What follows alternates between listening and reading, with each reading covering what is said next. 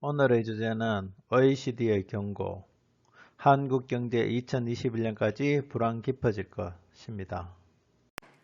다음은 우리나라 경제지표 관련한 소식입니다. 우리나라의 생산과 수출, 투자, 고용지표가 경제협력개발기구 OECD 국가 가운데 하위권에 머무르는 것으로 나타났습니다.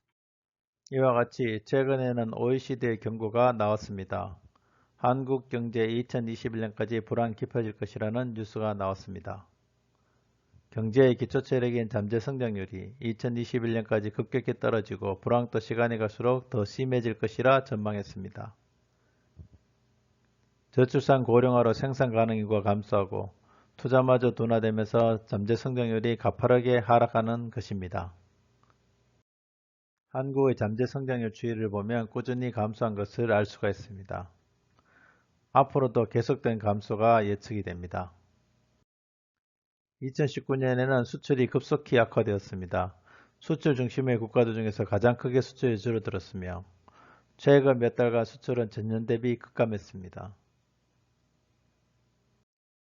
최근에 발표된 경기실사지수 BSI 지수를 보면 상당히 낮다는 것을 알 수가 있습니다.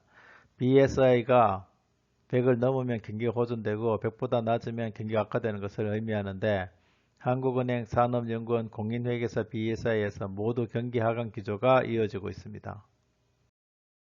한국 경제가 50년 만에 최악의 상황에 처했다고 영국 파이낸셜 타임스가 최근 보도했습니다.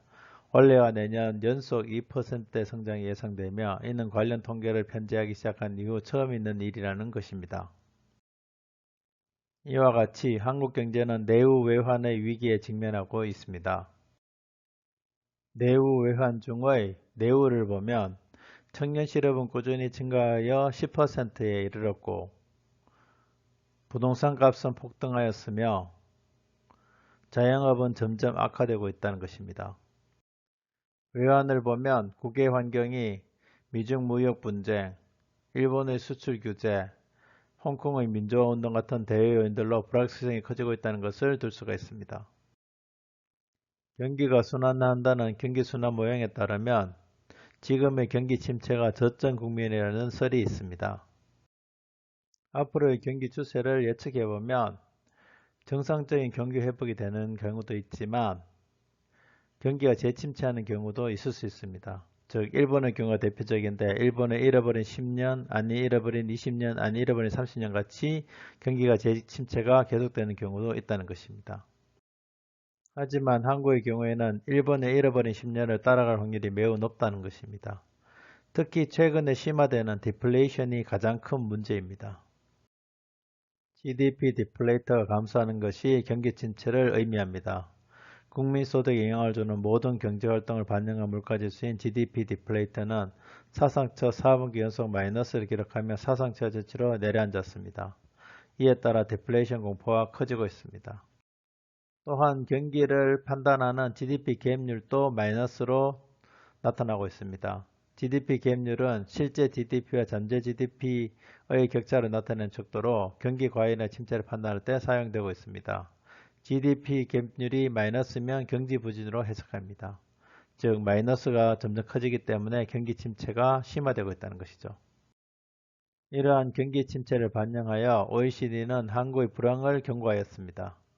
경제의 기초 체력인 잠재 성장률이 2021년까지 급격히 떨어지고 불황도 시간이 갈수록 더 심해질 것이라 전망했습니다. 저출산 고령화로 생산 가능 인구가 감소하고 노동 시간도 줄어드는 것이 문제입니다. 또한 투자마저 둔화되면서 잠재 성장률이 가파르게 하락하고 있는 것입니다. 내후 외환으로 경제의 체감 경기는 더욱더 심각하게 나빠질 것으로 전망되고 있습니다.